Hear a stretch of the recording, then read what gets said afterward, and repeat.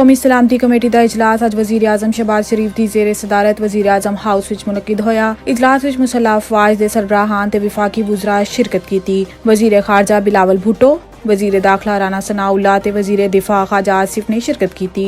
इजलास दे विच दहशतगर्दी दी हालिया लहर ते मुल्क दी मजमूई मुआशी सूरत हाल ते बहस हुई। इजलास दे विच शोहदा वास्ते दुआई मगफरत भी की गई। पाकिस्तान बिजनेस कौंसल ने मुल्क विच दरामदी ईंधन का इस्तेमाल जल्द तो जल्द कम करने का मशवरा दे दिता। BBC का कहना सी कि मौजूदा मुल्की मुआशी बहरान विच हुकूमत नूं दरामदी ईंधन का इस्तेमाल कम तो कम करना चाहिए है। हफ्ते विच 3 दिन कम घर तो करन नाल ईंधन के इस्तेमाल विच काफ़ी बचत आ सकती है। BBC का मजीद कहना सी कि इंटरनेशनल एनर्जी एजेंसी के 10 नुकात ते OEDC मुमालिक अमल दरामद कर रहे ने, लिहाजा पाकिस्तान नूं भी अमल करना चाहिए है। घर तो 3 दिन कम, इतवार जाती ट्रांसपोर्ट ते पाबंदी, लोकल ट्रांसपोर्ट का बेहतर ते सस्ता होना ईंधन विच बचत का सबब बन सकता है। इस तो इलावा पैदल सफर ते साइकिल के इस्तेमाल भी जरूरी है।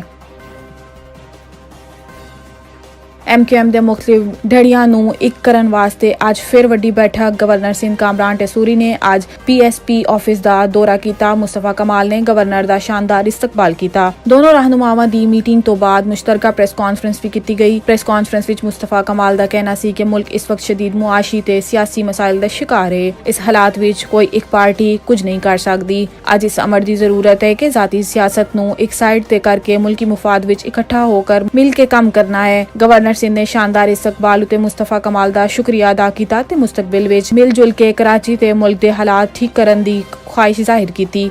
मुस्तफा कमाल दा मजीद कहना सी कि इसने कामरान टेसूरी नूं भाई आख्या है ते असी जिस नूं भाई बनाने आ इस नाल वफा भी करना जानदे आ।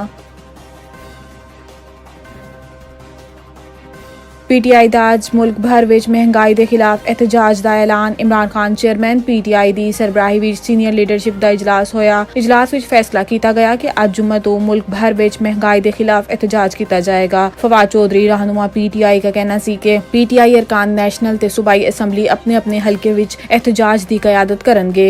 PTI रहनुमावां दा कहना सी कि अबतर मुआशी हालात, गैस, बिजली दी लोड शेडिंग ते किचन आइटम के इस्तेमाल नाल गल करदी कीमत ने आवाम दा जीना हराम कर दिता है।